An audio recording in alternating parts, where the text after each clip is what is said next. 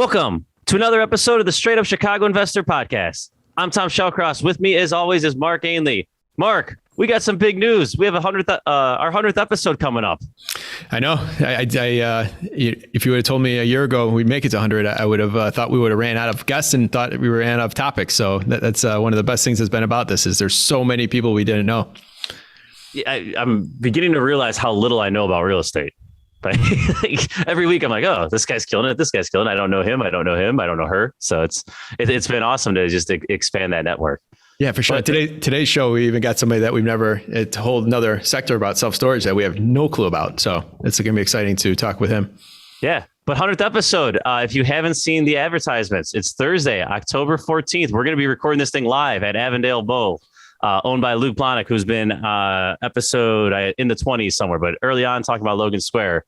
But he owns Avondale Bowl and fortunate enough to have him rent that out to us. So you'll go check it out on our website, check it out on the Facebook page. And you do need to register beforehand because seating is minimum. So go check it out. We'd love to have you for the live 100th episode.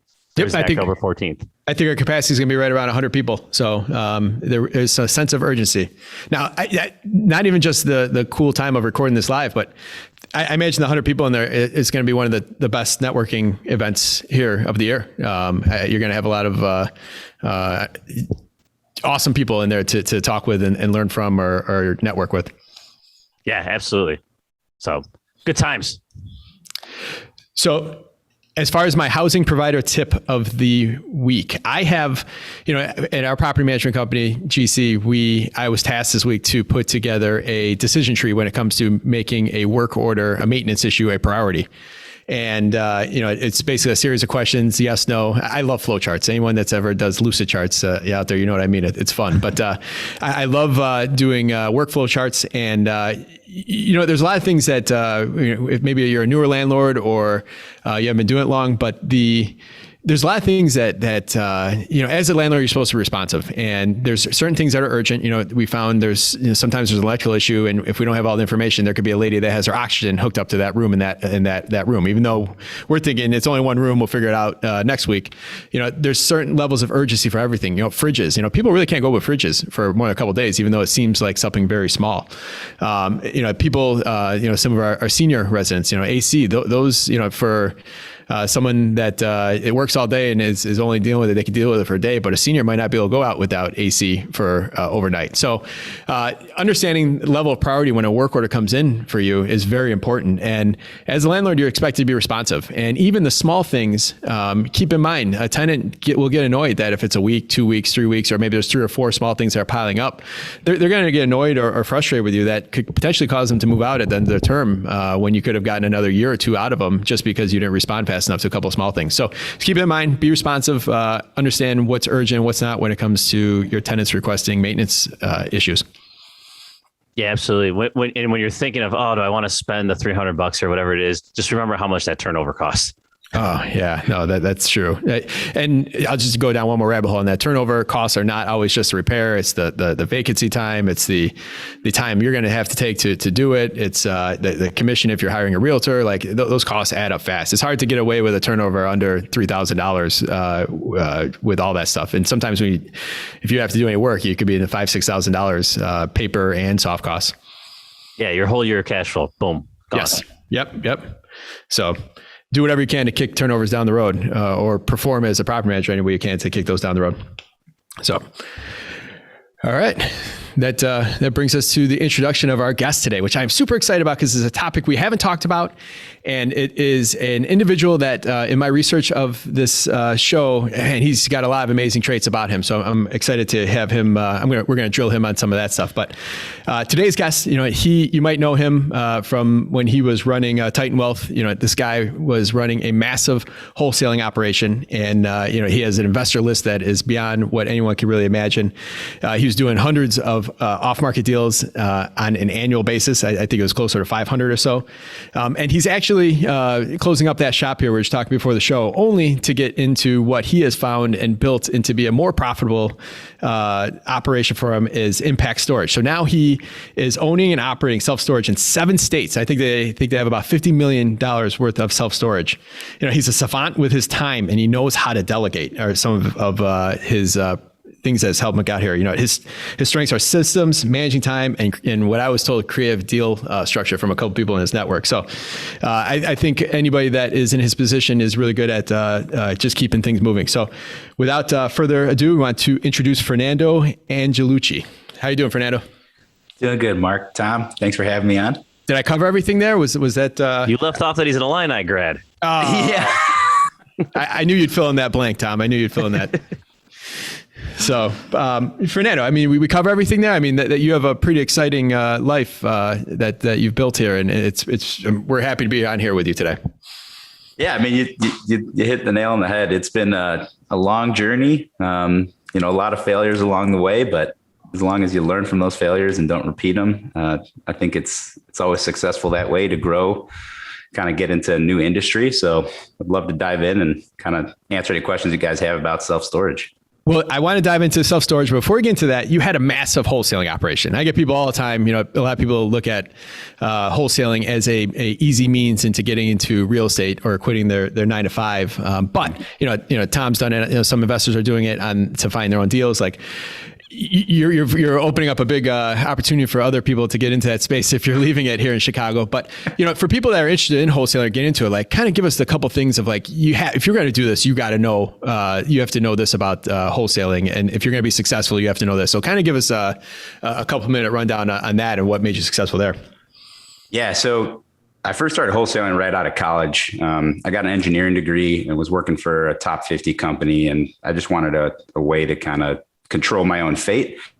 So I started wholesaling on my own in the beginning and very quickly scaled that up till I realized that I can't run everything. The problem with the wholesaling industry is that it's still a job, right? If you don't wake up every day and go to work, all of a sudden cash flow stops.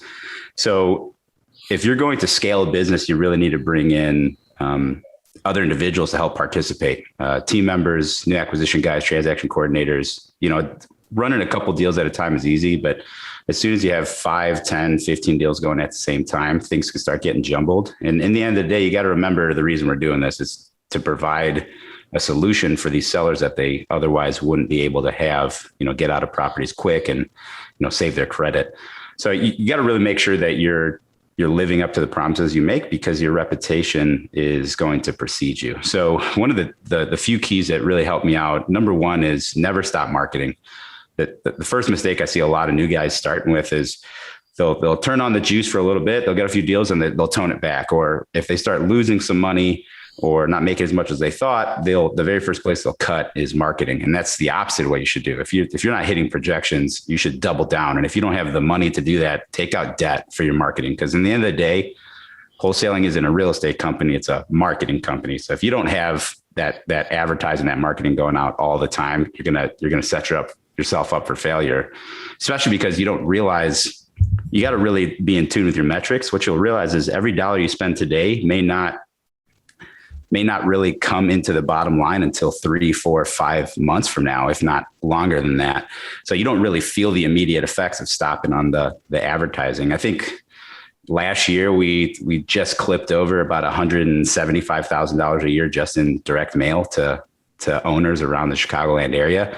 And you don't have to start with that amount, but you got to set a target and make sure that you're staying consistent. If it's, $1,000 a month, make sure you're doing that every month for the next, 18 months. If it's $5,000 a month, just got to stick with it. Cause those are some of the issues that I had to learn to get through in the beginning of my career was, when the goings were good, everything was good. And then all of a sudden we stopped marketing and then we started losing deals. So Fernando, if I'm a new investor, I'm looking to either attract deals for my own portfolio or to wholesale. Do you suggest direct marketing? Do you still feel like that's a good means to find? And then what were some of the key points you were looking at? What were some of the metrics of, whether it be equity, location, et cetera? Yeah, absolutely. So what we found is that when you're going after these sellers, and the more time that you can get in front of them, the more touch points you can get, that's where you're going to win the deal. So on average, it takes 12 to 16 touch points. And those touch points can be a letter, a phone call, them visiting your website, them seeing a piece of social media advertising, what have you. Direct mail has always done really well, especially for the age group that typically responds well to these types of letters. So, Typically, this is someone close to retirement age. They have a lot of equity in their house. They've been in the same place for 10 plus years. So we've always had a base of direct mail going at any given time, and then try other strategies on top of it to supplement. Text messaging was good for a while, then became basically illegal. So we had to shut that down because of the TCPA. Cold calling worked really well. Then, the carrier started cracking down on our various phone numbers. So we had to rotate phone numbers like every 2 weeks, buy new phone numbers, burn old ones. Direct mail is kind of the least intrusive, and it's also the easiest for someone to save. I can't tell you how many times we've had individuals call in and say, I got your letter 6 years ago, and now is finally the time for us to sell. And I just happen to have it in my, filing cabinet for the last 6 years. So we really like the physical letter, but the key is to have a comprehensive marketing strategy in place to attack these leads from every angle. The other thing that you mentioned is, this is a full-time job, finding deals off market. So if you're an investor that wants to go out and start sourcing your own deals, you got to realize that you're going to be spending a lot of money and a lot of time sourcing these deals, because it's a numbers game, right? For every 1,000 people that call in, you may only get 10 to 15 contracts, and that costs a lot of money and time. So unless you're doing high volume, it usually does not make sense for an individual investor to start trying to self-market to these owner occupants and to these, direct sellers, because I'm just going to beat you to the punch. I'm going to blow you out of the water, and it's not going to make sense for return on your investment. Now, if you're someone like you guys and some of the people in your network where, you're doing 5+ deals a month, then it makes sense to open up an entire arm on the marketing side, because again, this is a marketing company. It's a whole separate company from your other real estate ventures.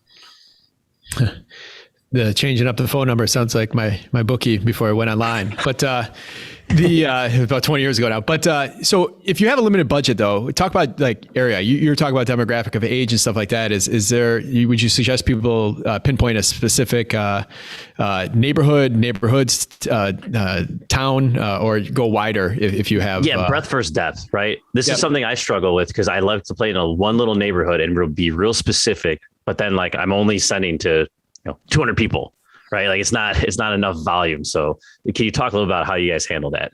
Yeah. So, first it comes down to your data and how good your data is, right? So as far as the breadth versus depth question, we've always been fans of going deep.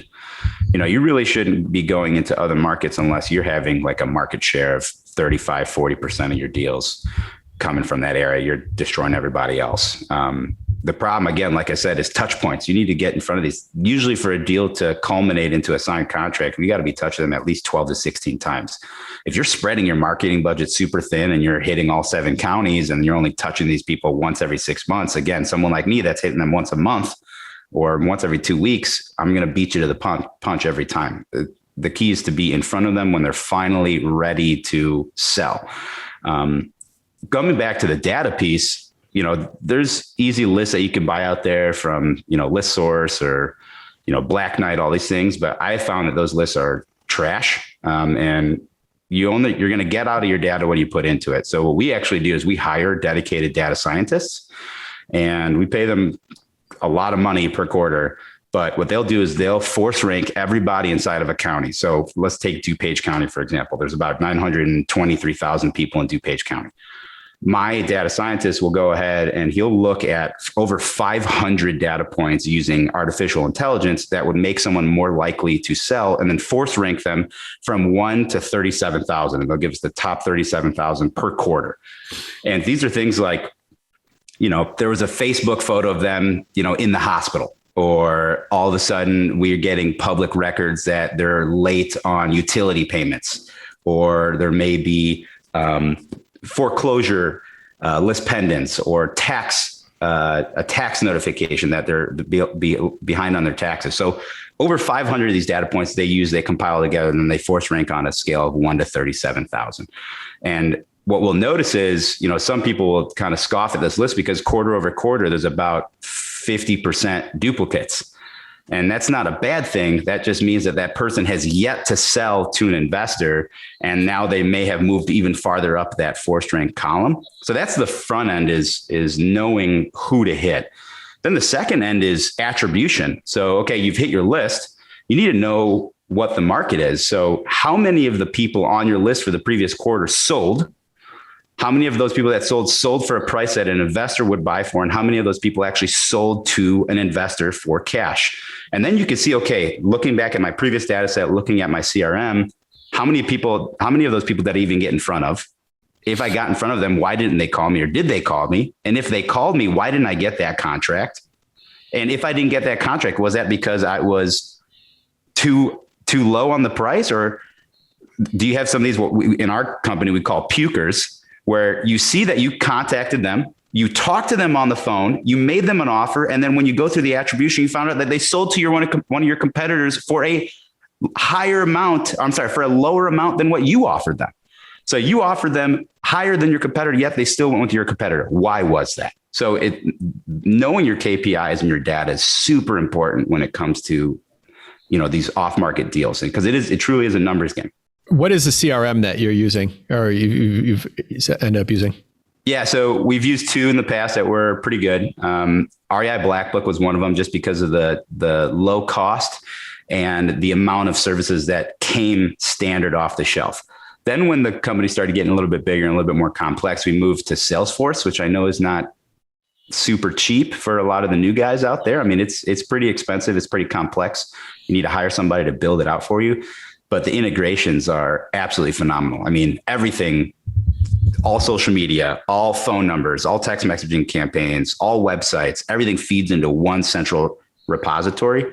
So one of the issues that I've seen, not only with our company in the past, but also with other, competitors, is that they have data scattered all over the place. They have some data in, Lead Sherpa for the text campaigns. They have some data in their base CRM. They're holding some stuff in Facebook that never translated over. If everything's not centralized, how do you know that you touch them? How do you know who touched them? How many times have they talked to them? What did they say? What did they say on the calls? For us, it's all about tracking those KPIs. So every one of the phone calls are recorded. Every one of the text messages and emails are all captured in the CRM. So if anybody takes the day off or somebody else has to run that lead, we have the data from literally the first point of contact all the way to the present day. Nice. One more question. If you had to start, you're closing up here now, so you're not hurting yourself competition wise. Right, so if you had to start over tomorrow, what would you do differently now, knowing what you know now versus when you started X amount of years ago? Man, it took me forever to delegate out. I was being penny wise and pound foolish. And why would I pay a sales guy $50,000 plus 15% commissions if I can do it myself and I can do it better? But what you got to realize is, even if somebody can only do something at, let's say, 80% capacity that you can do it, but you have two of those guys, all of a sudden you just created an extra 160% productivity over what you'd be able to do for yourself. So the key, and we were talking about this a little bit before we started recording, it's, you got to get ahead of your hiring needs. You got to constantly be hiring. Just like you, Mark, we were always 6 or even 12 months behind where we needed to be as far as staff needed for the deals, acquisition guys, disposition guys, transaction coordinators, the debt side. Once you start getting the company pretty large, wholesaling, it's not smooth income like cash flow, right? It goes up and down with the market and what's going on in the area, and if competitors enter and exit. So you got to be able to smooth your operating expenses. The easiest way to do that is to get lines of credit and debt, and to debt fund the dips and then pay off those debts when you have kind of the peaks as well. Yeah, delegating has become much easier these days with all the options as far as remote staff. So I know that's been a lot easier for us, especially in the times of lately where it's been struggle to hire. We actually it was mostly an admin position, but we had one person doing. We basically had we hired 2.5 virtual assistants to cover that same job, and we're probably still paying less than that. But not to outsource anything, but it's just sometimes that you have to think of other ways when we couldn't solve the onshore type hiring need. Yeah, absolutely. So, all right, that's maybe we'll talk about that a little more. But you're on here for a topic that intrigues both Tom and myself, and I'm sure many of the listeners. But self-storage, like, how'd you stumble upon this? Was it? I know this is something that I remember I put an offer on self-storage before I got into real estate. And I always thought it as a cash cow, and I kind of went away from it and did other things. And I wish I was stuck with it. So tell us kind of how you stumbled into it. Yeah. So, as the wholesaling company grew, we were starting to build up, good amounts of equity. We started buying residential and multifamily rentals. So built up a pretty large portfolio. And, when I first started, I thought, okay, wholesaling, that's a full-time job. But once you get into passive income, then it truly is passive. I can sleep and go drink Mai Tais on the beach. And it turns out that's not the case, especially where we started, which is where a lot of people start in Chicago, is with kind of the more challenging neighborhoods, right? The Class C, Class D neighborhoods. Takes a lot of management. There's a lot of things that can go wrong. If you're not a skilled operator like you guys are, I mean, you could really lose your shirt. And there was a couple of deals where I lost a substantial amount of money on some of our properties. So I was looking for another thing. I was getting burnt out. As 2016, the portfolio started to build up pretty large as far as the multifamily and single family. And I was just having all these headaches. And I had a third-party manager. They were doing their best they could. I ended up getting through 2 or 3 different managers until I finally came to a really good friend of mine that we both know. I think you already spoke to him. So once Jason came on board, he really helped out. But by the time he was brought on, we've already disposed of kind of a lot of our properties just because of the headaches that we were facing. So I was looking for something else. And what ended up happening was I was in Indianapolis for some real estate expo, ended up walking into a presentation where I was a little bit late, and the words that caught my ears were no tenants, no toilets, no trash. And I was like, man, those are literally my 3 problems in life. If I can get rid of those 3 problems and still make money, I'll be set. So from there on, I went on a learning binge. And as I did with all my other real estate holdings, before I jumped in with my own money, I decided to test the waters by wholesaling self-storage. So I'd get them under contract, do the underwriting, and if I was able to sell them to somebody else that knew more than I did, then I must have been doing something right on my numbers and my marketing. So that's how I kind of fell into it. By the time we've wholesaled a few facilities, said, okay, now it's time to keep our own deals. And then we bought our first self-storage facility in August of 2018 out in Yorkville, right over by Joliet. It was right on Bridge Road. It was about 17,000 square feet. We bought it for $1 million. It wasn't a great deal. It was an all right deal, like a first base, but what I've realized in both single family and multifamily rentals and flips is that, you only learn about 20% from the education, from the seminars, from the books, the podcasts. The other 80% you learn from getting kicked in the teeth and actually doing it while, doing it live, if you will. So we operated that facility for about 8 months with no manager. We were managing it ourselves to kind of learn the process. We bought it at a 7% cap rate. So not the best deal. It was already full. So not a lot of value add that we thought at the time that we could put in. And after operating that one for about 8 months, the way that we approached it was we pretended that we had to jump on an airplane to go visit the site, because I wanted to build something that I could scale into other states that were more tax friendly than Illinois and had lower labor costs than Illinois. So once we felt like we had that down, in the subsequent 8 months, we bought another 6 facilities in different states that were much more tax friendly.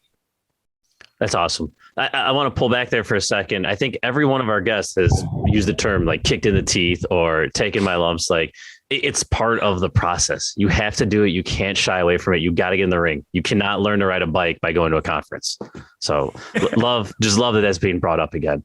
So Fernando, you said that was like a single. If you're looking at a self-storage deal now, and really break this down for someone who has never looked at one, what are some of the things you are looking for? Like, what makes a good deal? Yeah. So I'll give you the 30,000 foot view, and then I'll drill down into some more detailed stuff if you want me to go farther into that. So in general, I'm not going to do a deal unless I could double my money in 3 years. That's 3 to 5 years. If I can't double my investment, I'm not interested in doing that deal. And Mark, you alluded to it. It truly is a cash cow. I mean, the break-even leverage on these deals are super low. Unleveraged, you need about 35% occupancy to break even if you put debt on it. You need in the high 60s, 68 to 69% occupancy to break even. So that was one of the major shifts that brought me over from the multifamily space, because my multifamily deals, I had to be in the mid to, low to mid 80s, maybe even high 80s% occupancy for me to be cash flowing after debt service. So if we're going to drill it down even more, and I'll give you kind of what are the things that I recommend first timers do versus what I do now, just because I know a lot more and I could take more risks because I know what's going to happen. Your first deal, make sure that you're buying it at a reasonable cap rate. Right now, self-storage the cap rates are extremely compressed if you go to real estate brokers. So avoid them at all costs, go direct to seller. Get something that doesn't have a lot of value add, right? It's got some decent occupancy, maybe it has room to increase income, drop expenses. Self-storage is a commercial asset, so it's valued based off of a cap rate, which is the income generating potential of that deal.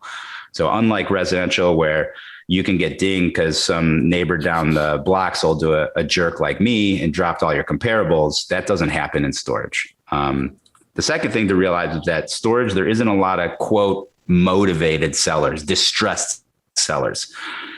These things operate so well, even if you neglect them, that it's very difficult to find deals where someone is truly distressed. So it really comes down to building rapport. So if it comes down to this is your first deal, here's what I'm liking to look at. Go into a market that has steady job growth, steady population growth. You want something that's going to be on a major thoroughfare. I like to see stuff that's 12,000 plus cars per day on the curb cut. I want something that there's the ability to raise expenses. Typically, these mom and pop owners, these not sophisticated owners, they have this kind of set it and forget it mentality where whatever your rate was when you walked into the facility, even if it was 10 years ago, that's what your rent is going to be to this day. There's a lot of facilities. For example, that Yorkville facility, we walked in and day one, we raised all the rents by 26%. And that went all to the bottom line. So the ability to increase income, not only from the rental perspective, but also from ancillary profit centers. So you can add a bunch of stuff on top of your facilities to bring more income in. You can do boat and RV storage or car storage. You can sell locks, boxes, and moving supplies. You can sell renter's insurance and take 60 to 90% of the premium on a monthly basis as your cut.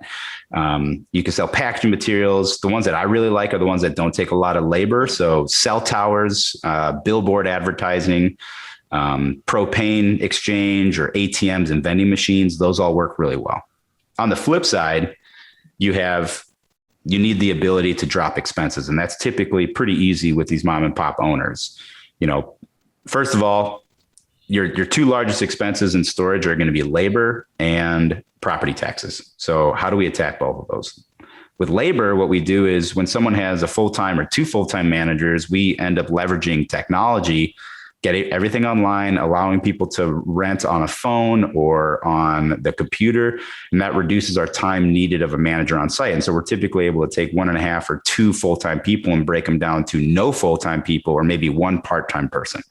So that helps quite a bit. The second piece is property taxes.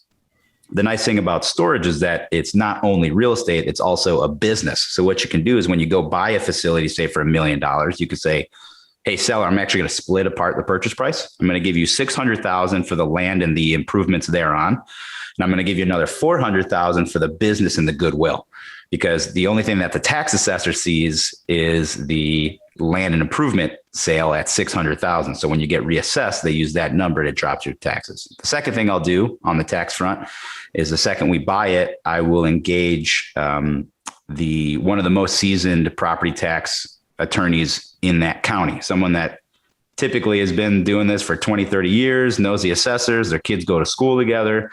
And what we'll find is because storage is a relatively new asset, it's only been around for 60 to 80 years, depending on what part of the country you're in.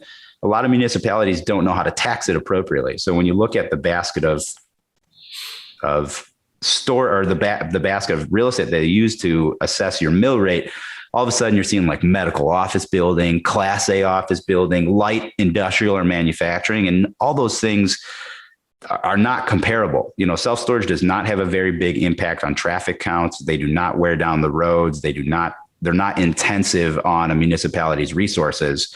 So there's no reason that we should be taxed at the same rate as an industrial complex or manufacturing complex that is causing a lot of, wear and tear on the roads with trucks and materials and pollution, things like that.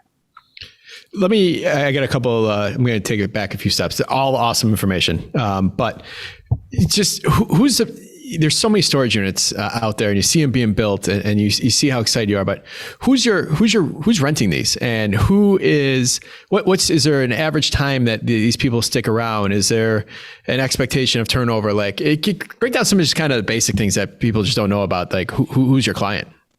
Yeah, so we have, there's around 72,000 facilities in the United States right now.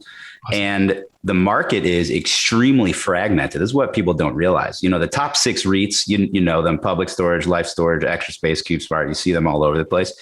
Those guys only own about 18% of the facilities out there. Really? Wow. The next 100 largest operators only own an additional 9%. Which means that there's like 70 to 72% of the facilities out there that are owned by these mom and pop owners, where there's the potential to do a ton of value add. So what you'll notice is when you go and you look at your customer attribution, it's super counterintuitive to what you'd think. So we have 4 major demand drivers. We have residential, commercial, we have military, and we have students.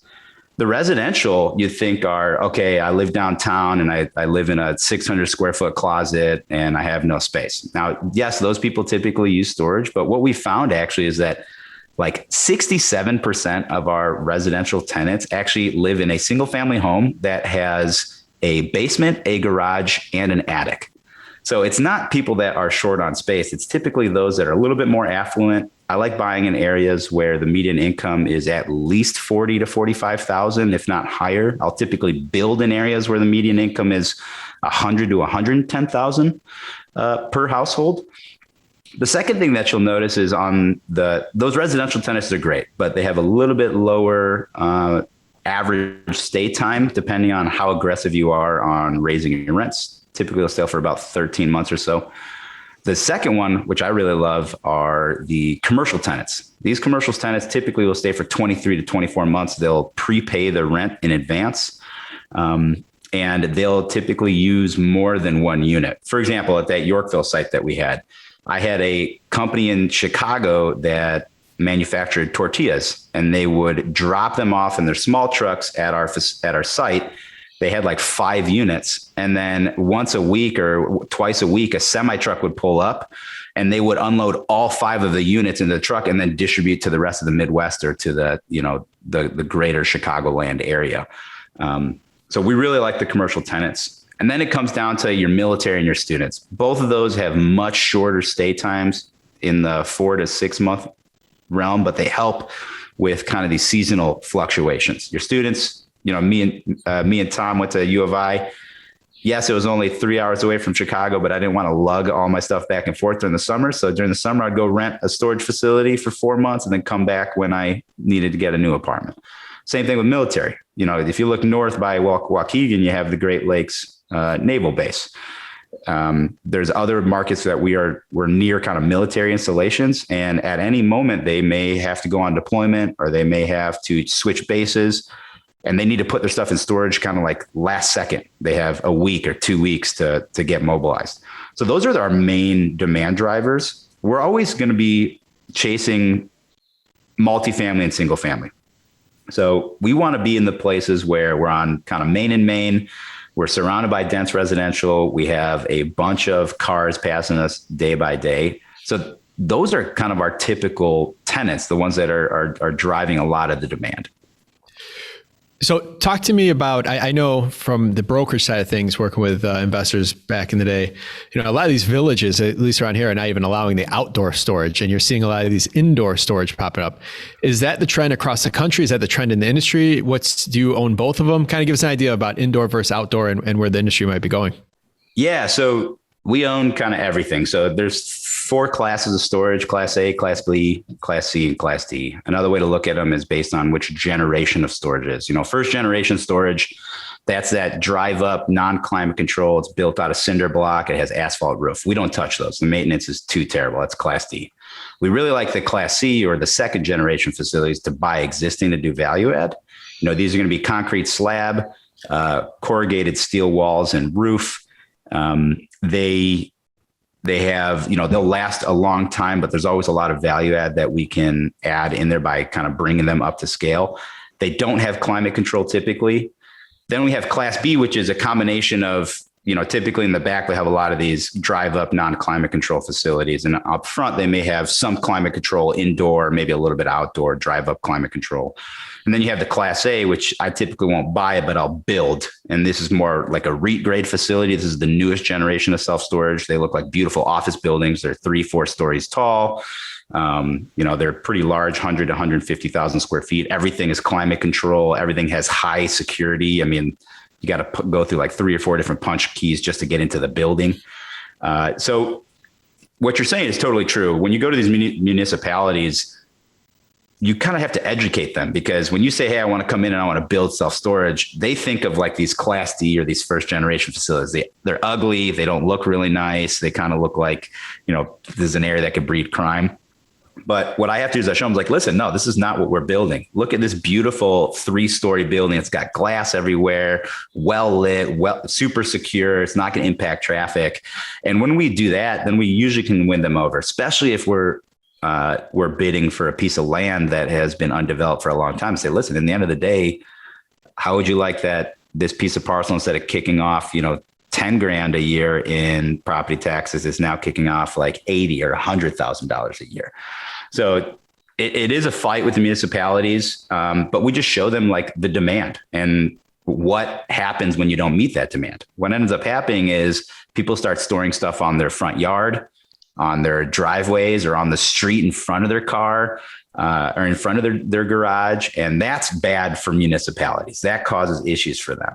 So as long as you're going to an area that is zoned properly, typically it's zoned either light industrial or general business, commercial district, and you're not too close to residential, but as close as you can get, ideally, they usually don't have a problem with it, especially if you paint the picture of, I'm bringing additional tax revenue to your municipality. So Fernando, this all sounds awesome, right? Like I'm sold on this investment. Besides overpaying on the front end, what are some ways that this goes wrong? Like, what are some risks? Like, how does the deal not work? Yeah. So, downsides of storage, there's a few, and I could tell you ways to mitigate them. So the first is, as you talked about, buying right. There's compressed cap rates across the entire industry. All of a sudden, this is now a attractive alternative asset. It's a very competitive acquisition environment, and real estate brokers are stripping a lot of the upside out of these deals. So, the solution to that is, as opposed to going retail, go off market, and as opposed to buying stabilized facilities, buy value add facilities. The second piece is oversaturation. Storage is an interesting asset because it's hyper localized. Typically, your trade area is only 1 to 5 mile radius around your site, depending on how dense the population is. So if I'm building something in River North, 80 to 90% of my tenants are going to come from a 1 mile radius. If I'm building something in Mokina, my typical trade radius is like 5 miles. So when you're going to buy one of these things, you have to do a very good competitive analysis, make sure that your supply index number is low enough to compensate for the amount of new storage you're bringing online. And one of the issues with this is you have these larger operators now that are now attracted to this, right? Bill Gates got in, Warren Buffett got in, Blackstone's been operating in the background for a long time. You have these big REITs.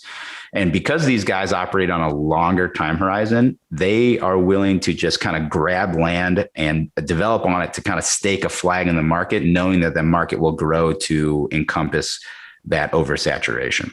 The second piece is that it has cheap construction costs. I know construction costs across the board are super high, but self-storage compared to multifamily is totally different world. For me to build a multifamily property, I'm looking at $300 a foot.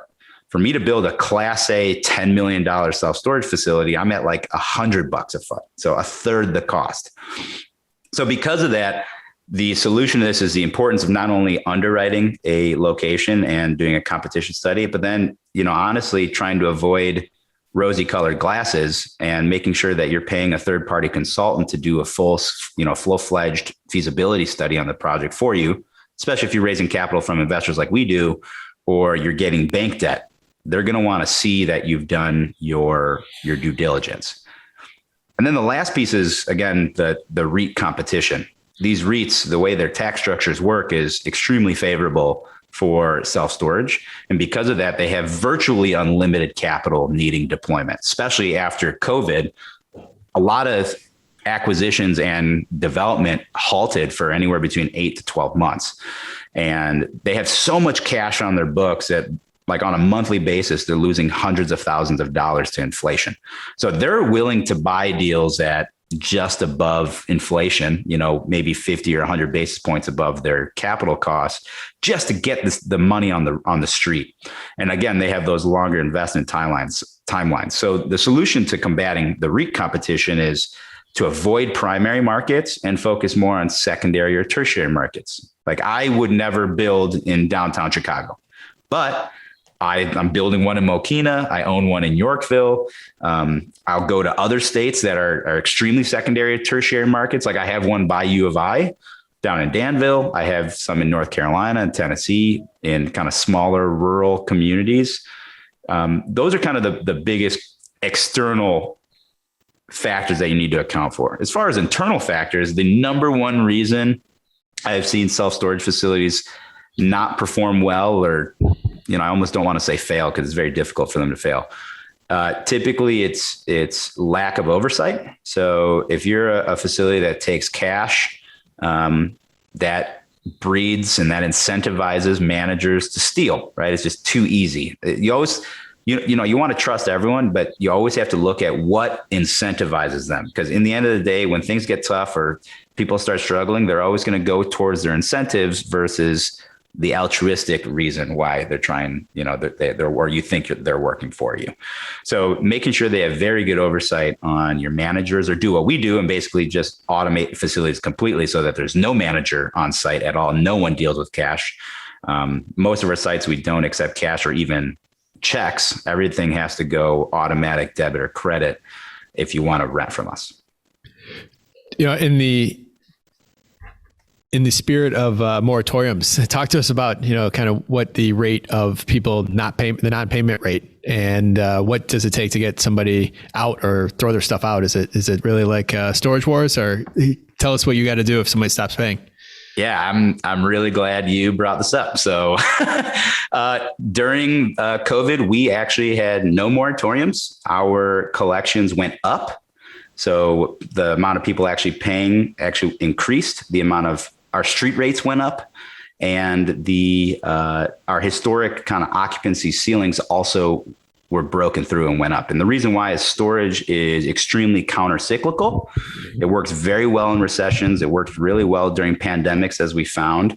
And the reason why is we tailor to people that are in transition. If you're downsizing, if you're moving, if you're, have some type of life event, somebody dies or somebody goes through probate and you need to put all their stuff in storage before Mark buys the property. These are all things that lend themselves to storage. Now, in the rare case that we do have somebody that doesn't pay, it's actually extremely easy to get them out. And the reason why is because we are not guided by tenant landlord law. We're actually everyone's ears just perked up. Everyone just turned up the dial a little bit. So we don't have evictions like you would have in residential and multifamily. This is one of the main reasons I switched over, especially when I owned assets on the south side of Chicago.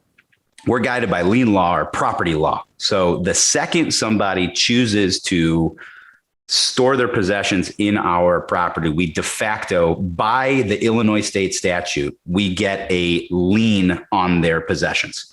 And if they do not pay by their grace period, we give them usually 5 days, then we have someone go place a manager lock on their unit. So most self-storage doors will have 2 latch holes, one for the actual tenant's lock, and then one for the manager's lock if you don't pay, so you won't get access to your stuff. If you still don't pay and come due, then immediately we send out a demand letter and we send out a lien notice in the local legal circulation or newspaper. And we start the auction process. Now, I wish I could tell you, Tom, that this was like storage wars. It's not. Everything has basically gone online. So now all of our auctions are virtual. Basically what happens is someone stops paying on the 5th day, they're overlocked. Then we immediately send out the lien notice on the 7th day. The lien notice hits out on the 7th day. It also hits on the 14th day. And then we start auctions on either the 21st or the 30th day that they are delinquent. And the nice thing is that we are allowed to charge all of these fees on top of what they owe us. So not only is there late fees that we're going to collect on that auction, but we're going to collect, back due rent. We're going to collect lien fee, auction fee, Fernando's annoyed and I'm just don't want to deal with it fee, literally everything I can. Because the way that storage works is when we auction these off, I cannot keep any excess profit. So I have to bump up my expenses to kind of compensate, because if anything, if the unit goes for more than what I have into it, then I have to send the remaining of the cash to either the tenant or to the state unclaimed fund, where it sits there for like 7 years. Yeah. And then the turn is super easy. So from date of delinquency to a new tenant in, it's usually 30 to 45 days. And the way the turn works is whoever buys the auction unit, they have to put a cleaning deposit down with me. They have to go collect all the possessions from that unit within 7 days of winning the auction. And they have to completely broom sweep that unit. If they don't do any of these things, I keep their cleaning fee. And typically our new tenant meets that auction buyer at the site and moves in the second they're out. That's great, man. It's awesome. that's still awesome. So I'm sold. No. Well, talk about your next 5 years. Like this looks like you're shutting down a huge business to, it sounds like run with this. Are you opening a fund? Are you raising money? Are you taking investors? This is a moment if there's anyone out there you want to reach that might be interested, share what you're looking to do. Yeah, absolutely. So, we run all of our companies based on the Traction model by Gina Wickman. I'm sure I've heard other your, not only you guys, but other of your interviewees have talked about Traction. So I won't belabor that point. But, I find that when you write down your goals and everyone in the company knows your goals without even having to look them up, you're able to all move in the same direction with the same vision. So our 10-year BHAG, or big, hairy, audacious goal, is to be a top 20 operator with 8.5 million square feet of storage under management. That'll be valued at roughly $1 billion. We're on pace to hit that right now.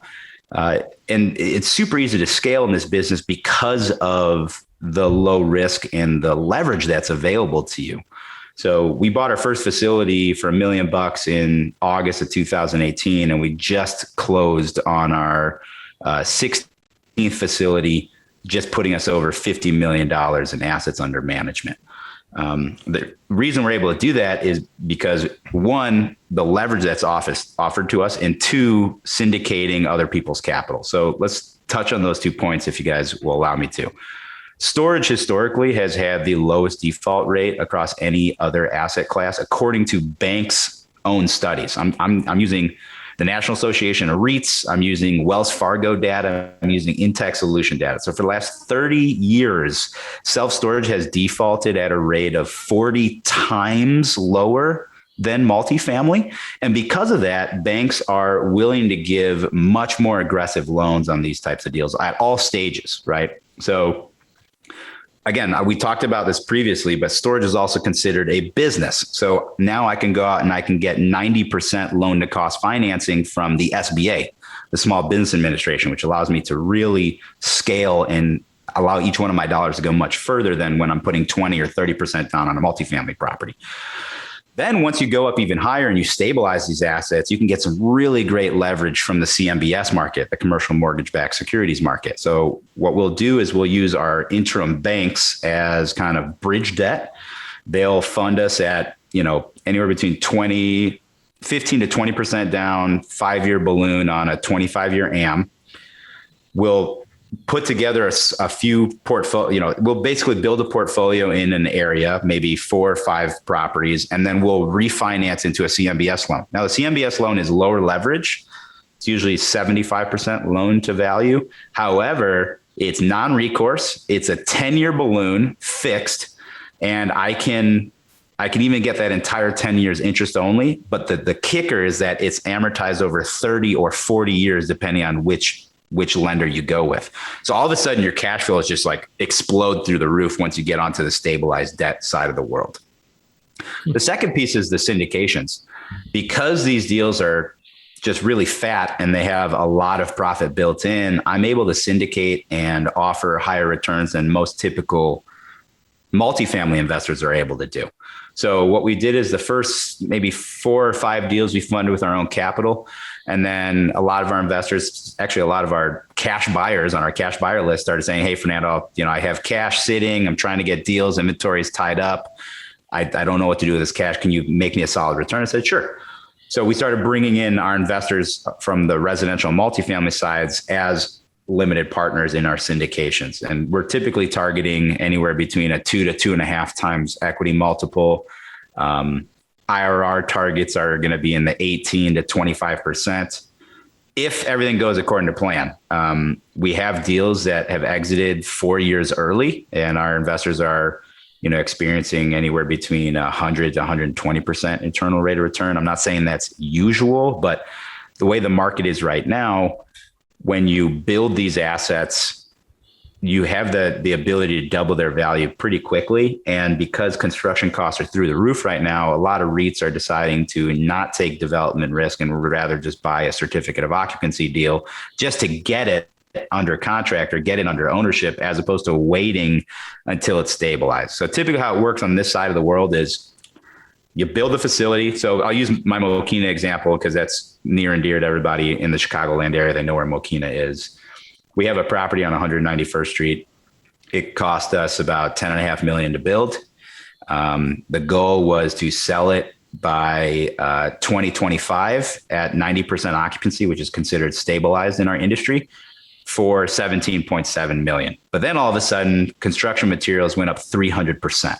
So as soon as we get certificate of occupancy, all of a sudden we get an offer for $17.9 million from a private equity firm because they would rather take up the lease up risk, but not the development risk. So that's what's helped us grow so fast, is not only taking kind of our wholesale mentality to marketing to the storage space, bringing in as many deals as we can, because right now there's so much capital floating around and not enough deals. So if you are the one that controls the deal, you get to basically set all the terms. You're the one that sits in a position of power for at least the next 2 or 3 years before we start seeing this catching up of supply to where the demand is growing. Awesome. And we'll link to your page if people want to reach out for more information on that stuff. So, all right, we're going to go to wrap up. We ready, Tom? Let's do this. I just want to comment, everyone wants to get to this point, and you can just see molecularly how it went from point A to B to C to D, right? You got to just take every step of the ladder on the way there. So Awesome stuff. All right, Fernando, for our first wrap up question, to get to this point, you've opened multiple businesses, you've ran them successfully, you've grown, you're smart enough to put something like traction to your business. What is it? What are some of what's helped you get here when others wish they could that are not doing what you're doing? Yeah, I mean, my favorite phrase is I stand on the shoulders of giants. So none of this I invented or I came up with. I had mentors all along the way. I think the best investment you can make is in yourself, not in a property. So for us, I typically try to spend 5% of my annual income on personal development. And that includes masterminds, that includes business coaches, real estate coaches, and then mentors, really, bringing people onto the board of directors, bringing on strategic partnerships with investors that are maybe 5 or 10 years ahead of me and where I want to be, so I can just learn from them. And I'm willing to give up equity to do that. It's always the tough thing I see when I come across some people that are a little bit more scarcity mindset oriented is that they don't want to give up any equity. They want to do everything themselves. But then what you realize is you basically expand your timeline to get to your goals by literally 10 times. I mean, if you try to do it all on your own, don't reinvent the wheel. Everything in real estate is basically the same. I mean, there's nothing super innovative unless you're in the tech real estate space. So just find someone that's doing it and just offer up any time or expertise or money, whatever you have, to learn from them. That is the single number one most influential thing that has happened to me over my last 7-8 years in real estate. Rather have 50% of a billion than 100% of 10 million. So I had to do some math there, but yeah, that works. So, Fernando, what is one piece of advice you would tell someone that has yet to buy their first storage facility? Get a feasibility study. If it's your first deal, you don't know all the unknowns yet. So hire a professional. It's not that expensive. We pay anywhere between $6,000 to $10,000, depending on the size and scope, for a third-party expert that typically has 20, 25 plus years of experience to underwrite our deal. We have to pay them up front. So their payment is not, it's not contingent on what their opinion is. And that will help you kind of avoid that. In our acquisitions department, we call it cocaine brain, right? You're just trying to get a deal done because you want to get a deal done, and you have a bunch of time and sunken cost into a deal. So everything that looks like a red flag starts looking like maybe a pink flag or an orange flag. You need somebody that has no dog in the race to tell you if you're on spot or not. Nice. What do you do for fun? Oh man, I do quite a bit. So I love to travel. So actually tomorrow I'm leaving for 3.5 weeks. I'll be going to Vegas and California, Napa Valley, stuff like that. I also just picked up gardening this year. So I put up a 7-foot by 7-foot garden. I'm growing 15 tomato plants, 15 pepper plants. I got onions, cilantro, cucumbers are like taking over the backyard. So that's been a lot of fun. And then just kind of educating and teaching people. I love doing thought leadership. I think it was Zig Ziglar that said, if you help, 100 people make $1 million, they'll return 10x. So I love talking about storage. I think I've been on probably 200 podcasts now to date, just talking about this. And the thing that really makes me happy is when I see someone take my advice and all of a sudden a year and a half later, they call me like, hey, Fernando, I'm buying my 5th facility. I want to thank you for the advice you gave me. It's like, man, that's awesome. Like that makes me feel so warm and fuzzy, Yeah, absolutely, man. Nice. So what is a good book, podcast, or self-development activity that you would recommend to our listeners? Oh man, can I give 3? Rattle it off, man. Okay. So like I said before, learning from professionals in the space that are way ahead of you has been paramount for our success. So the 2 most recent books that I've read that I recommend everybody read are Steve Schwarzman, Whatever It Takes. This is the guy that founded Blackstone. Yeah, that's good. And then Sam Zell's Am I Being Too Subtle? Both of those are really good books. Do it on audio. Listen to his voice. Yeah, it's crazy. And then as far as kind of more personal development side, we already talked about traction. That's how to run your business. But if you haven't read Ray Dalio's Principles, which is how to not only run your business, but how to run your life and how to set up algorithms for decision making, man, some of the most impactful things I've implemented in our business has come from Ray Dalio's book. Anybody listening to this should listen to all or read all 3 of those books. You get something from every one of them. Huge. All right. Besides yourself, name one person in this Chicago network that you'd refer to our listeners as a valuable resource. Have you had Jason Marcordes on here? He's been on here. Yes. Okay. So Jason's a good one. Let me think. Who else would be awesome to have on here? Have you talked to Sarah Austin from Hilco Global? No. Wow, we need that intro. Yeah, we need that intro. I can intro you. So for Jason, anybody that, especially Little Village, Pilsen, kind of that Chinatown corridor, like Jason is an expert in that area. He's an expert in a lot of areas, and especially down we get in the south suburbs, Mokina, down that way as well too. But he's definitely a valuable asset to go along your investments. Fernando, great episode. There was just packed with a ton of value there. You've provided a ton of value to listeners. How can they learn more about you? And is there any way that they can provide value to you? Yeah. So, you can come check us out on Impact Self Storage. If you subscribe to our social media feeds, especially Facebook and Instagram, we are putting out like 3 or 4 pieces of educational content every day, how to get started in self-storage, how to market to them, how to underwrite them, how to negotiate, how to do the value add, how to syndicate them. So that'd be a super awesome spot to hit. And then I very rarely do this anymore, but because this is home, you can just reach out to me on my cell phone. My number is 630-408-8090. The biggest thing that you can do to add value to me is if you're interested in learning about storage and you want to get into the field, just jump in. Just, don't get hit with analysis paralysis. Start looking at deals. And once you come to a point where you don't know what to do, just give me a call and I'll help you underwrite your facility. And in the end of the day, I may be a buyer, so you can wholesale it to me. I may partner with you. So if you have some cash, you want to bring in an equity partner, or if it's a big deal and you need help syndicating it, give me a call. How we've built our business is through strategic partnerships. So if anybody wants to do some deals with us, come check us out. Nice. Love it. All right. We ready for our Chicago fact here? Let's do it. Mark, you can get this one. All right. So, and the answer is not the Sears Tower. That's my hint. All right. So constructed in the 1960s, this was the first building in the world outside of New York City to go above 1,000 feet. And it was the tallest building in Chicago before being surpassed by the Aon Center. So the first building outside of New York City in the world to be constructed to be 1,000 feet tall. It would have to be John Hancock. You got it.